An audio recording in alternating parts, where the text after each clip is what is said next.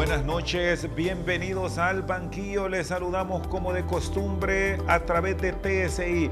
Hoy abordamos temas de interés para la región, la competitividad, la desaceleración económica que vive el mundo y el desarrollo sostenible.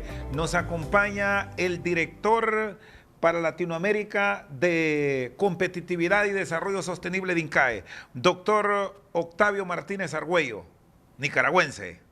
Muchas Buenas gracias, noches. Rosendo, por la Bienvenido. invitación. Un placer para mí acompañarlo. Muchas gracias a la teleaudiencia que nos acompaña también. Bueno, de visita en el país, puntualmente las ponencias que se están desarrollando ahora mismo en Tegucigalpa como Instituto Centroamericano de Administración de Empresas, ¿en qué las están basando, Octavio? Hemos venido como invitados al Foro Centroamericano de Donantes, donde va a haber un encuentro de 3 días, donde coinciden la comunidad de donantes filantrópicos interesados en los temas de desarrollo económico y social de la región, junto a la comunidad académica y sector privado también. Entonces lo que hay es una agenda de eventos durante estos 3 días donde se van a discutir diferentes temas muy importantes para el desarrollo económico y social de la región. Van a haber una serie de presentaciones, espacio de diálogo y oportunidades de identificar posibles colaboraciones entre estos donantes interesados en los temas y actores importantes de la región. ¿Y hay interés de los cooperantes en seguir con los aportes a la región y puntualmente en áreas sensitivas como educación y salud, si vemos cómo se está afectando el mundo por la desaceleración económica, doctor Octavio? Sí, este es un evento bien interesante porque coinciden esas fundaciones y organizaciones cuyo foco está en la región centroamericana. Entonces sí son organizaciones que todavía tienen el interés de seguir invirtiendo y apoyando estas causas en la región centroamericana. Sí, definitivamente innegable este proceso de desaceleración económica que se está viviendo a nivel global, a nivel latinoamericano y centroamericano lo estamos sintiendo. Eso va a afectar de cierta forma la disponibilidad de recursos para apoyar este tipo de programas, pero todavía esperamos que hayan una afluencia de recursos que nos permitan continuar con estos programas que son claves para el desarrollo sostenible de la región. ¿Cuáles son las naciones y el sector privado que más respaldo están dando para este tipo de iniciativas en la región? Lo que vamos a ver acá principalmente son fundaciones estadounidenses que históricamente han estado trabajando en estos temas en la región y una afluencia de compañías multinacionales con programas de sostenibilidad y responsabilidad social muy importantes para la región. De hecho, la fundación que organiza este evento es la Fundación Internacional de Seattle, que es una fundación que tiene mucha visibilidad en estos temas a nivel de Estados Unidos y muchísima capacidad convocatoria para atraer estas organizaciones del sector sin fines de lucro, pero también la capacidad de convocar actores del sector privado y de sociedad civil. Bueno, ustedes como instituto despachan desde Nicaragua y con la facilidad que ahora da también la red, pueden estar conectados a cualquier parte del mundo. ¿Cómo un hondureño talentoso, sin los recursos para buscar la superación en muchas áreas del conocimiento, puede tener acceso a todos estos programas y buscar esa posibilidad de mejorar en su nivel intelectual, en su nivel educativo, doctor Octavio Martínez? Sí, definitivamente en el proceso de revolución tecnológica que se está viviendo en el mundo, se están generando oportunidades de acceso a una serie de programas de educación y de formación con mucha accesibilidad en línea y muchos de estos contenidos de manera gratuita, ¿verdad? De parte de INCAE, nuestro portafolio de programas de formación combina metodologías presenciales con metodologías virtuales, con simuladores, con una serie de webinars para hacer una experiencia más rica y aprovechar muchos de estos recursos.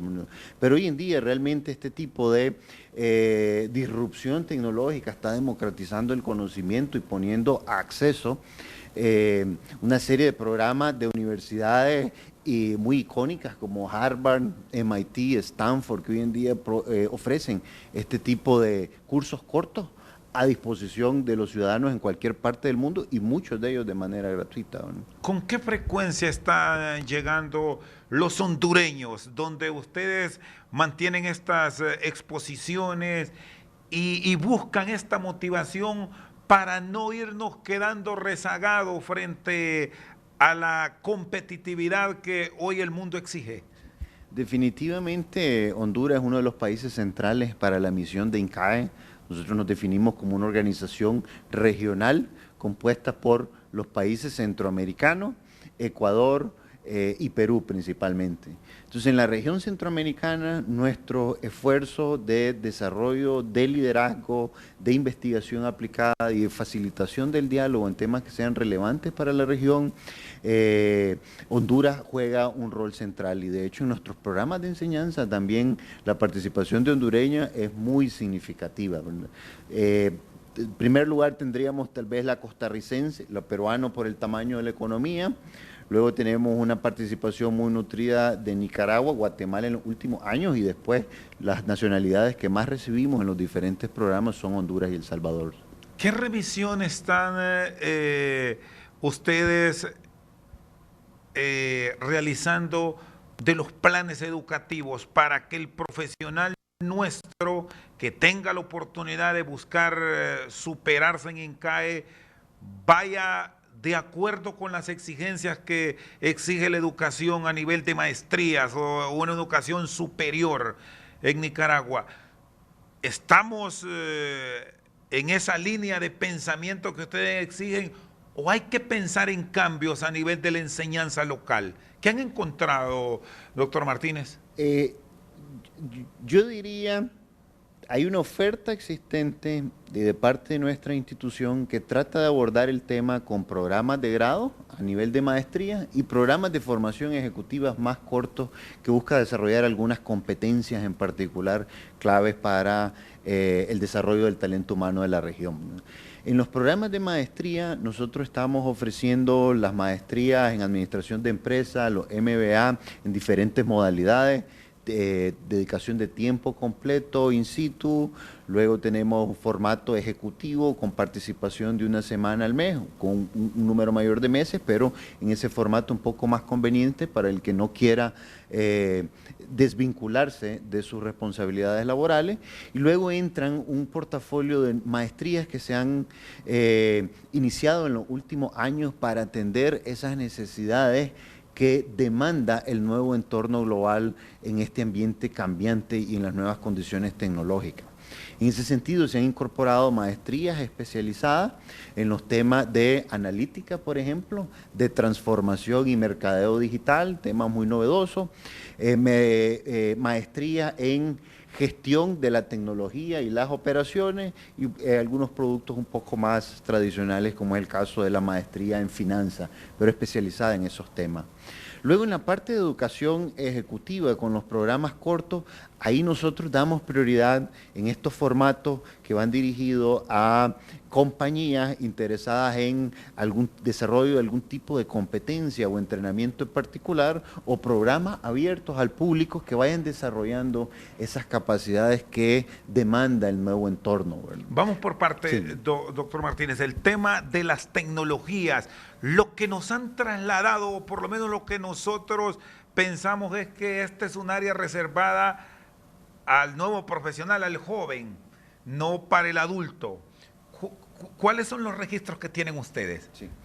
Realmente sí tenés razón, Rosendo, en el sentido que estas nuevas tecnologías van a demandar un reentrenamiento y un desarrollo de capacidades del talento existente, que para los jóvenes es relativamente más fácil ese desarrollo porque van creciendo con él, ¿verdad? pero para que nuestro talento humano tenga la capacidad de desarrollarse en este nuevo entorno, va a demandar de una serie de programas, y regresando a tu pregunta inicial, y algunas actualizaciones y cambios en nuestros sistemas educativos, tanto en los sistemas de educación universitaria tradicionales, como un rol, pensamos, cada vez más activo para la educación técnica vocacional también, porque mucho de estas necesidades de reentrenamiento, desarrollo de nuevas competencias, van a requerir cierto tipo de formación muy específica, no necesariamente en un programa de grado de muchos años, sino un programa que pueda ser de varios meses para atacar algún tema en particular, que vaya facultando al talento existente, a esas personas mayores, para que vayan adecuándose y adquiriendo esos conocimientos para desempeñarse en este nuevo entorno global. El tema del área de las finanzas, que es la otra que me menciona, no hay mucho aspirante. Eso lo reflejan las universidades nuestras. A nivel de INCAE, ¿cómo estamos? Parece que hay temor a entrar al mundo de los números. Sí. En ese sentido siempre existe ese temor o esa barrera de la demanda cuantitativa y el tipo de análisis que va a realizar un estudiante en las maestrías de finanzas en particular. Entonces sí tienden a ser programas un poco más pequeños, especializados, pero realmente que están generando talento clave que se necesita en la región para seguir desarrollando nuestro sistema financiero, seguir sofisticando y ofreciendo una variedad de nuevos productos y servicios financieros que se necesitan, más allá de la banca convencional, sino cómo llevar nuevas formas de acceso a capital a nuestros emprendedores de la región. Está con nosotros esta noche al banquillo el catedrático del Instituto Centroamericano de Administración de Empresas, Octavio Martínez Argüello. Una pausa, en breve continuamos.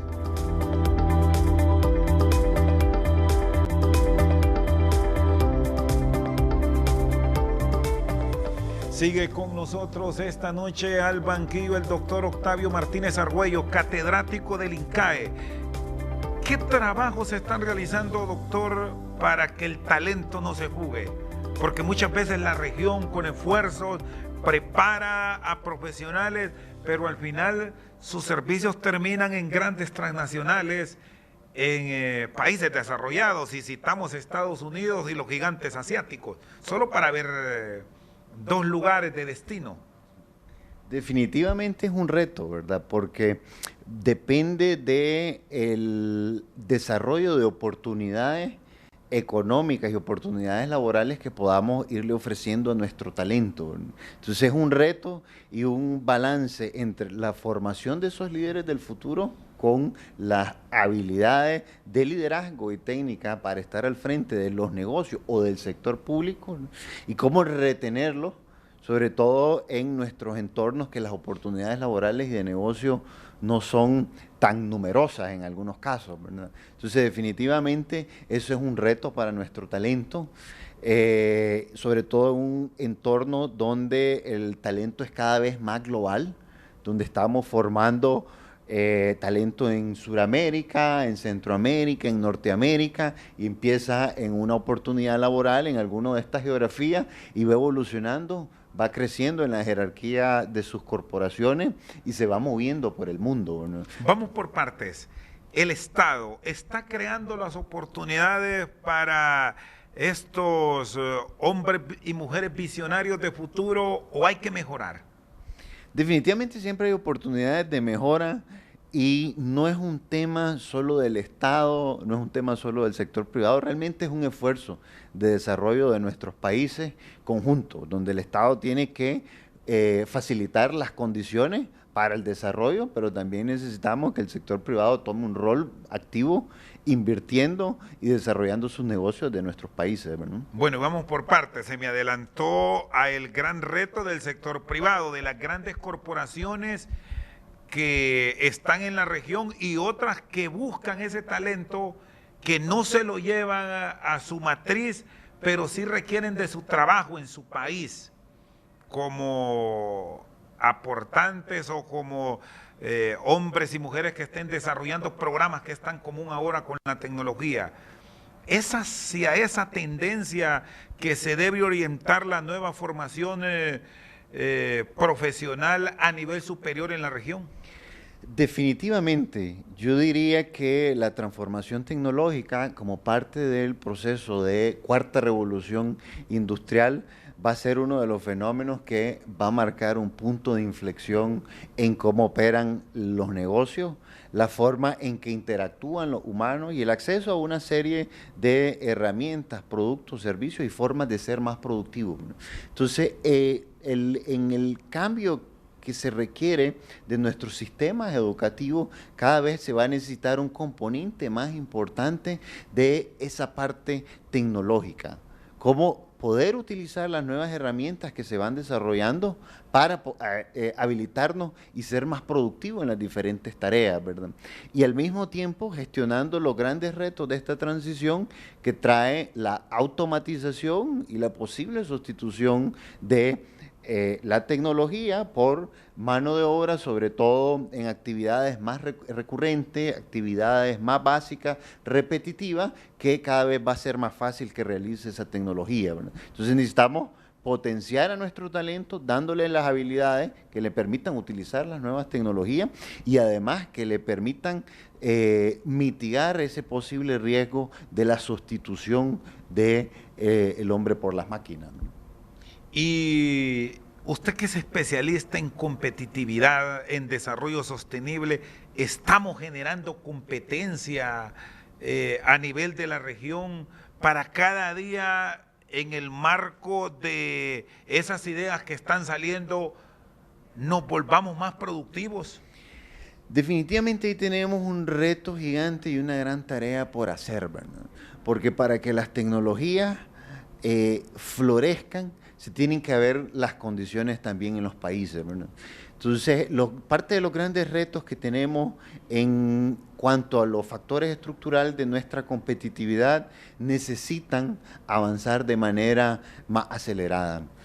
Para mencionar algunos de los rezagos que tenemos temas de institucionalidad, y ese es uno de los aspectos que nos trae este día a este foro acá en Tegucigalpa. A la par de la institucionalidad es la actualización de una serie de leyes y regulaciones que consideren las nuevas realidades a las que enfrentamos con las nuevas tecnologías, por un lado. Luego, realmente necesitamos facilitar la adopción de estas tecnologías para que las vayamos incorporando en nuestros negocios, en nuestra forma de operar desde el sector público. Y acá también tenemos rezagos en la región. Algo tan básico como el acceso de Internet, donde la mayoría de Latinoamérica ya le ofrece acceso a la mayoría de sus ciudadanos. Todavía en los países del CA4 esa no es nuestra realidad.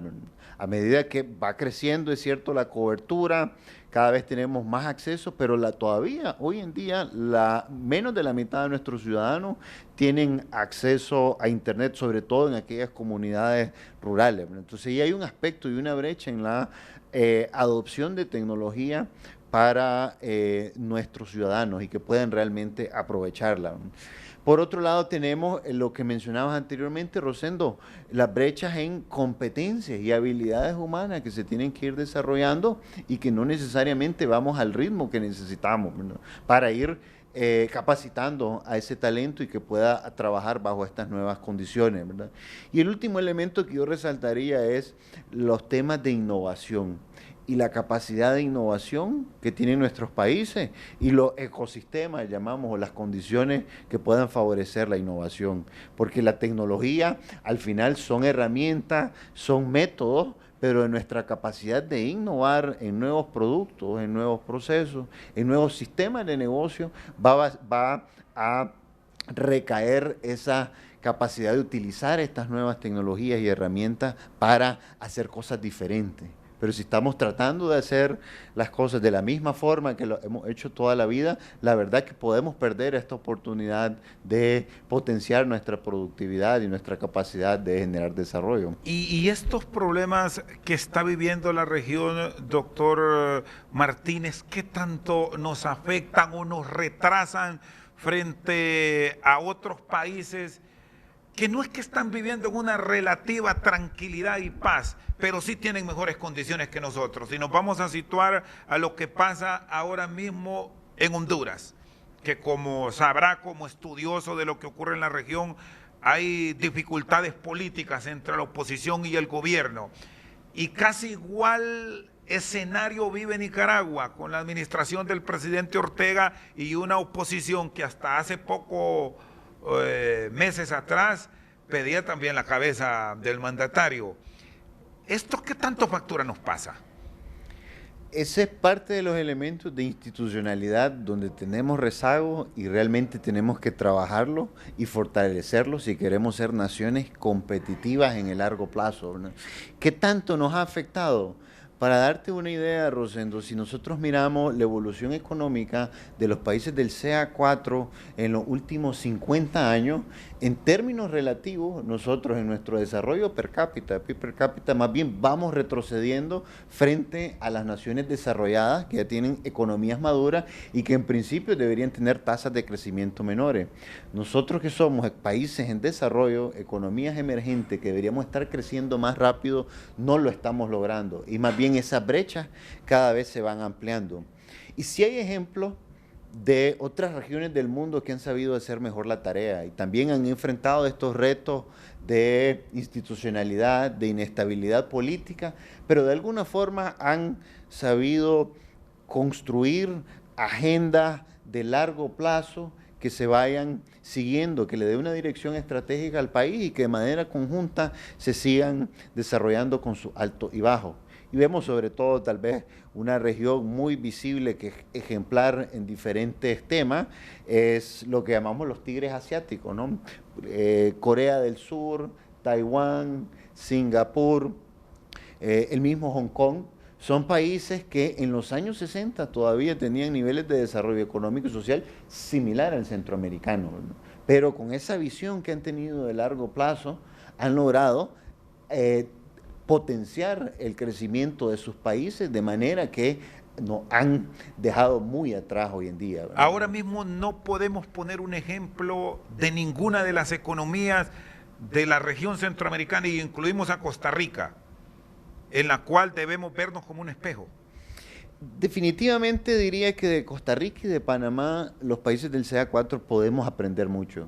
Sí es cierto que especialmente Costa Rica actualmente ahora tienen dificultades, manifestaciones. Definitivamente sufre de algunos temas tal vez un poco más coyunturales por algunas decisiones que no se manejaron bien en los últimos años en cuanto a la política fiscal, que hoy les está pasando la cuenta y les está poniendo un poco de más presión.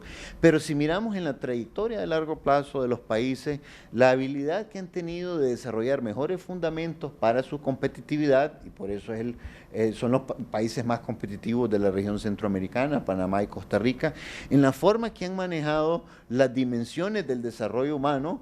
Costa Rica es un ejemplo en indicadores de salud y en sus sistemas de salud y en las oportunidades que ofrece a sus ciudadanos a nivel latinoamericano, ¿verdad? Son temas ejemplares de los que realmente los países del CA4 podemos aprender y tomarlos como modelos regionales a seguir, ¿verdad? Y también aprendiendo de algunos errores que han hecho y tal vez el manejo macroeconómico de los países del CA4 ha sido un poco más responsable en los últimos años, ¿verdad? Y el pilar de macroeconomía en general está funcionando bien en los países del norte. Y ahí es donde más bien flaqueó un poco Costa Rica en los últimos años, ¿no?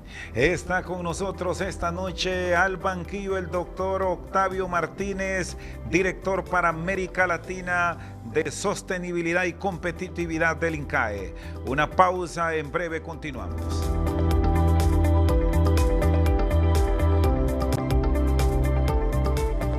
Sigue con nosotros esta noche al banquillo el doctor Octavio Martínez, catedrático de INCAE. ¿Se han cansado las poblaciones de América Latina con sus gobiernos? Si revisamos lo que está ocurriendo ahora con manifestaciones desde México hasta una economía sana como Chile, que hoy se ve envuelta en manifestaciones. ¿Qué tanto han incidido las políticas gubernamentales encaminadas a temas como la seguridad, el combate a la corrupción y la narcoactividad? Realmente lo que encontramos es estados y gobiernos con dificultades para llenar las expectativas de los ciudadanos, ¿verdad? Y un ciudadano cada vez más demandante, ¿verdad? De una serie de servicios y condiciones en los países que los gobiernos no están logrando alcanzar, ¿verdad? Entonces hay una brecha importante entre esas expectativas y la capacidad de nuestros países de llenarla, ¿verdad?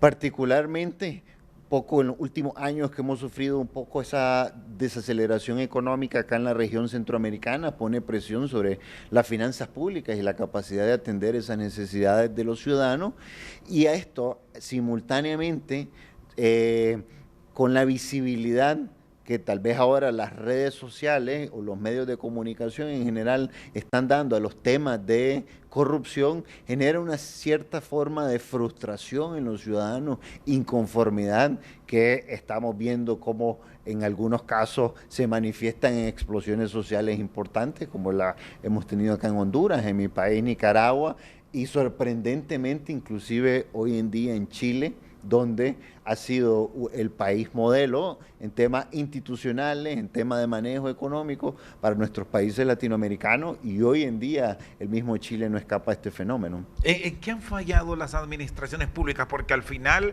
la principal visión de que error existe está en el gobierno, y luego se va derivando una serie de factores que terminan afectando al de a pie.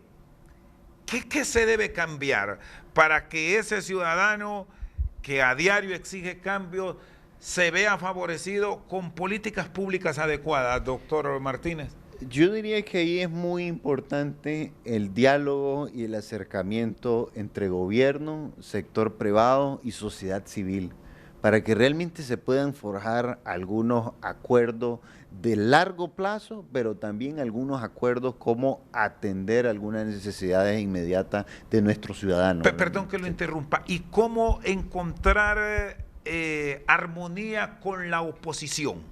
Porque si vemos lo que ha pasado con Nicaragua y lo que está ocurriendo con Honduras, la aspiración del que está afuera es que quiten al que gobierne, y lo buscan bajo cualquier argumento, y muchas veces que no prive el diálogo, sino buscar el mecanismo que se le separe del ejercicio de la presidencia. Sí. O sea, realmente cuando hay mucha animosidad, digamos, y los ánimos están caldeados en los países, es difícil facilitar ese diálogo y generar los consensos, ¿verdad? Pero el mismo proceso ha pasado en Costa Rica recientemente, en Paraguay, en Sudamérica, y se ha logrado de cierta forma acercar posiciones para construir al menos agenda mínima donde pueden haber coincidencia entre los gobernantes e incluso la oposición, para empujar algunos temas de nación que realmente se puedan seguir desarrollando en el país con apoyo legislativo, apoyo de gobierno, ¿verdad? Y a veces no nos damos cuenta, la verdad, que a pesar de esa animosidad, hay coincidencias, hay algunos temas donde puede haber coincidencia en lo político y lo social desde la oposición y de gobierno, pero por esa misma animosidad a veces es difícil lograr los acercamientos, ¿verdad? Pero en algunos procesos de diálogo que se han facilitado en los países que mencionaba anteriormente, en algunos de ellos nuestros miembros de facultad han participado y han sido parte de estos actores que han tratado de traer a la mesa a diferentes sectores que tal vez tenían posiciones encontradas y han logrado facilitar algunos temas mínimos que son claves para que los países sigan avanzando. Porque si no, el riesgo es que nuestros países se van estancando, no logramos progreso y el mundo sí está avanzando, ¿verdad? Y lo que pasó en los últimos resultados de competitividad, por ejemplo, lo que vimos es una región cuyos resultados no desmejoraron en las evaluaciones, sino se mantuvieron. Estamos estancados. Estamos estancados, no nos movemos, pero un mundo que sí se está moviendo más rápido en comparación a la región centroamericana y al mismo Latinoamérica. ¿Qué nos depara si eso no cambia? Lo que va a pasar es que la brecha de desarrollo, de ingresos, la desigualdad entre países en desarrollo de otras regiones, los países desarrollados y nuestros países se van a ir ampliando. ¿Puede ¿verdad? llegar ausencia de inversión? Que lo que iba a venir a estos países vaya a otras naciones o se quede la inversión de ese capital extranjero en el lugar de origen del proveedor. Definitivamente, porque hoy en día las cadenas de valor, las industrias funcionan en cadenas globales. El inversionista extranjero está comparando no necesariamente un Honduras versus un Nicaragua o un El Salvador, ¿no? Sino está comparando la opción de poner su inversión en Honduras, Centroamérica o en un país del Asia Pacífico, algún país inclusive de África, que inclusive los países africanos han logrado avances significativos en los últimos 10 a 20 años a ritmo más acelerado que los latinoamericanos. Doctor Martínez, ¿y estas peticiones, estas aspiraciones a mejorar la economía de la región deben hacerse individualmente, dadas las circunstancias que vivimos, o debemos seguir apostando a la unidad de la región? Ya tenemos un CA4 que une 4 gobiernos y que pueden llegar con mucha más fortaleza a plantear programas de desarrollo. ¿Debe ser esa la apuesta o hacerlo de manera particular?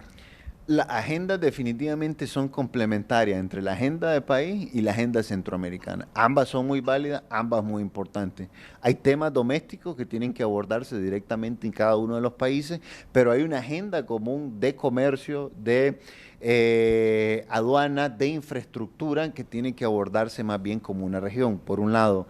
Y por el otro, en un entorno global donde cada vez en los últimos años al menos encontramos un entorno cada vez un poco más adverso al comercio y donde los mismos países que tradicionalmente eran los grandes promotores de la apertura comercial, de la globalización, hoy en día cuestionan el sistema, ¿verdad? Y más bien estamos viendo movimiento de algunos países hacia el proteccionismo. Eso es una señal de alerta para nuestros países centroamericanos y resalta todavía más la importancia de trabajar en una agenda centroamericana donde fortalezcamos nuestro comercio intrarregional como una forma para compensar también esas amenazas que tenemos en el entorno global. Entonces, definitivamente necesitamos trabajar ambas. El caso de las migraciones, que ha sido tema de discusión durante el 2019 y que incluso ha permitido que Estados Unidos tenga contactos directos con El Salvador, con Guatemala y Honduras para frenar esos flujos. ¿Son válidas esas aproximaciones de manera individual, pero al mismo tiempo conjuntarlas para ser más sólidos frente a las peticiones de Estados Unidos? Definitivamente los retos y los problemas de nuestros países centroamericanos son muy similares, ¿verdad? Entonces, en ese sentido, realmente creo que tiene mucha lógica el hecho de actuar de manera articulada como una región frente a un socio y aliado que es mucho más poderoso, ¿verdad? Entonces, en ese sentido, en la medida que se puedan aproximar posiciones y actuar de manera coordinada como un solo bloque centroamericano, esa mejora la posición de negociación de Centroamérica, ¿verdad?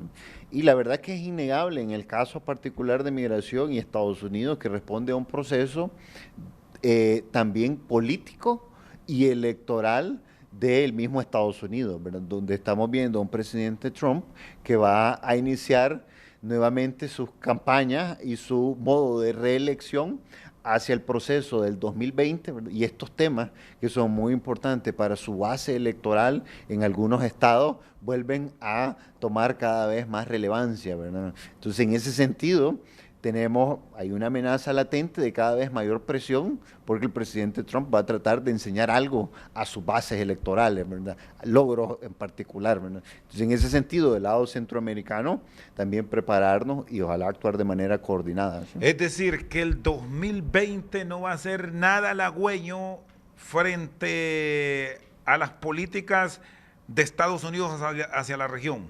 Va a ser mucho más duro. Es una amenaza latente, ¿verdad?, que está ahí por el tema electoral, por un lado, ¿verdad? Pero parte de este tema electoral y este proceso conecta a lo económico. conecta lo económico completamente. Y las perspectivas, las proyecciones es un 2020 con una desaceleración en Estados Unidos todavía más importante. Entonces las tasas de crecimiento económico en Estados Unidos, la proyección es que se desacelera 2020 como parte de ese proceso electoral, parte de la tensión comercial también con China, y eso va a afectar también a los países centroamericanos, porque nuestro principal socio comercial, principal inversionista, principal destino de nuestras exportaciones es el mismo Estados Unidos, ¿no? Entonces el 2020 se proyecta como un año difícil para la región.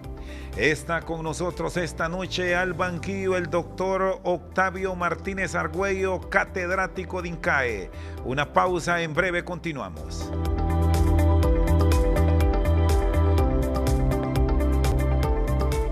Continuamos esta noche al banquillo con el doctor Octavio Martínez Argüello. ¿Cómo está el combate a la corrupción a nivel de la región?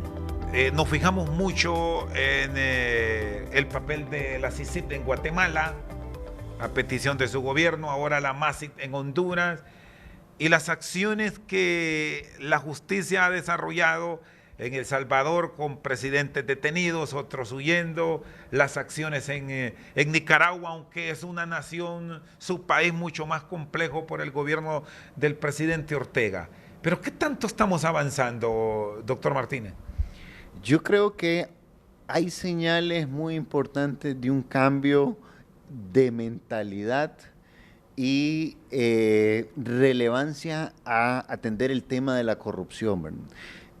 En la última década, Centroamérica se ha posicionado como una de las regiones más corruptas de Latinoamérica, definitivamente, pero en los rankings de transparencia internacional nos codeamos con los países del África subsahariana, realmente. El tema de la corrupción es uno de los principales retos para el desarrollo económico y el progreso social hoy en día, ¿verdad?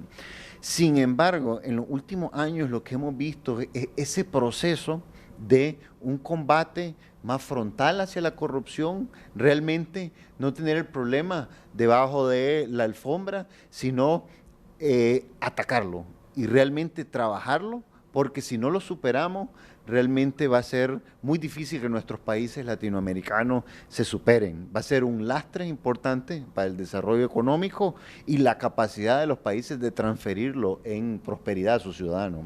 ¿Y los entes llamados a ese combate están respondiendo en la revisión que ustedes hacen, en el criterio que se llevan cuando interactúan en este tipo de foros que ha desarrollado INCAE aquí en Honduras y que igualmente ven como un termómetro que algo hemos avanzado en la región en los últimos años?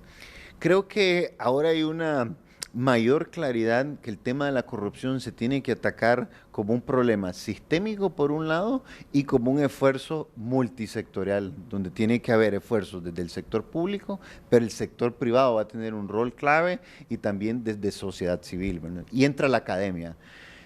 La forma en que lo vemos nosotros es el tema de la corrupción tiene que atacarse a nivel individual, desde los valores, desde la academia que está formando a ese talento para realmente ir inculcando valores y conciencia social sobre estos temas en particular, ¿verdad?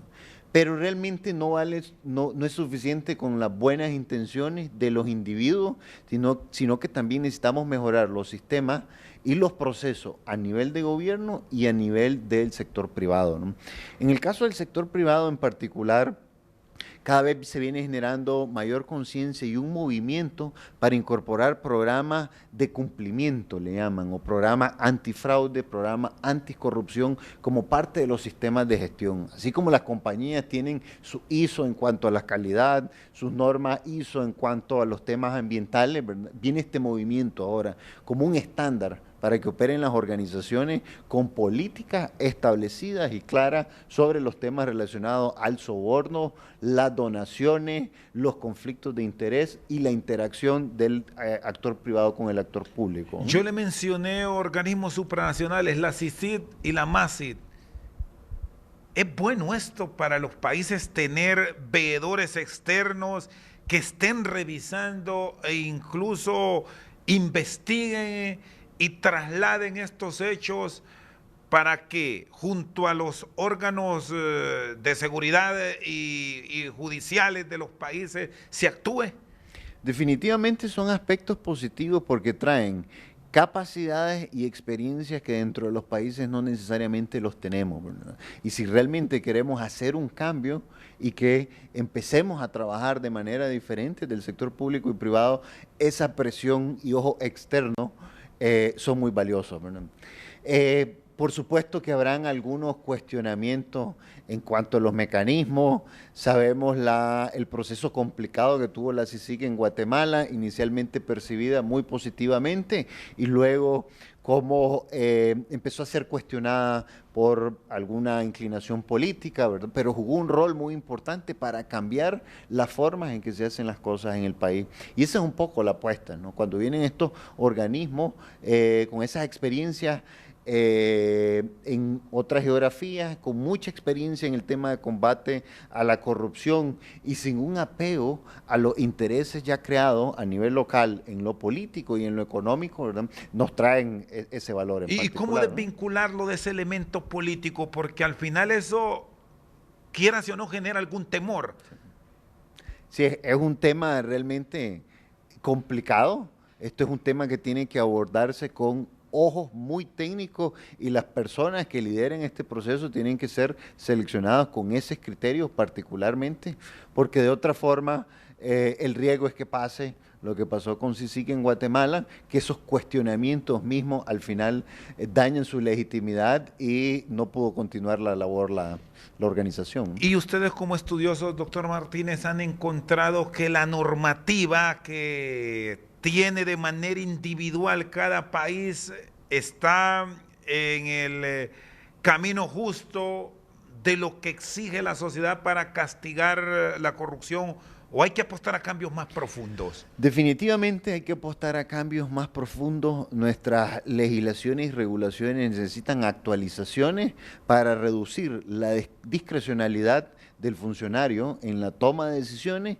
y para incorporar tecnología y mejora de los procesos en una serie de interacciones que existen entre el sector privado o el mismo ciudadano y el sector público, que se abren las oportunidades para que se den los problemas de corrupción, ¿no?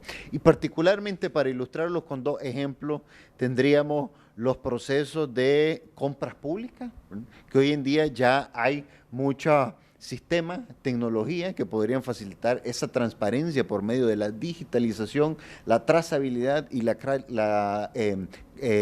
claridad de cómo deben funcionar, la transparencia. Y por otro lado tenemos los procesos de otorgamiento de licencias y permisos para los actores privados, donde lo que encontramos hoy en día todavía es mucha ineficiencia, burocracia, discrecionalidad, y eso abre los espacios para que se dé la corrupción. En la medida que podamos tener procesos más transparentes, procesos apoyados con tecnología, procesos que haya mayor visibilidad, que reduzcan la discrecionalidad del funcionario, estamos reduciendo esos espacios y mejorando los sistemas para que no se den los problemas de corrupción. ¿Hay un estimado en los números que ustedes manejan cuánto se pierde por corrupción de manera individual en el país o en la región, doctor? Sí. Realmente son estimaciones un poco complejas porque el tema de la corrupción es como una economía oculta, ¿verdad? Que funciona por debajo de lo que es visible, pero los organismos internacionales, Transparencia Internacional, el Foro Económico Mundial y los multilaterales coinciden que el costo de la corrupción anda alrededor del equivalente al 5% del PIB global. Y esto va a variar dependiendo de qué tan grave es el problema de corrupción en los países, y la región centroamericana lamentablemente está del lado de los países con problemas más serios. Pero un estimado, en este caso conservador, para los países de la región centroamericana, estamos hablando de un 5% del PIB. Para darles una idea, el PIB centroamericano anda alrededor de los 260.000 millones, el 5% de eso es 13.000 millones, eso es el equivalente al tamaño de Nicaragua completa como economía. Es decir, esta es la magnitud del problema de la corrupción. Para la región centroamericana podría ser equivalente al tamaño de la economía de uno de esos países. Doctor, le agradezco. Muchísimas gracias, Rosendo, por la invitación. Un placer haber acompañado a este programa este día, ¿no? Muchas gracias. Con nosotros esta noche al banquillo el doctor Octavio Martínez Argüello, director para América Latina de Competitividad y Desarrollo Sostenible de INCAE. Por su sintonía, muchas gracias.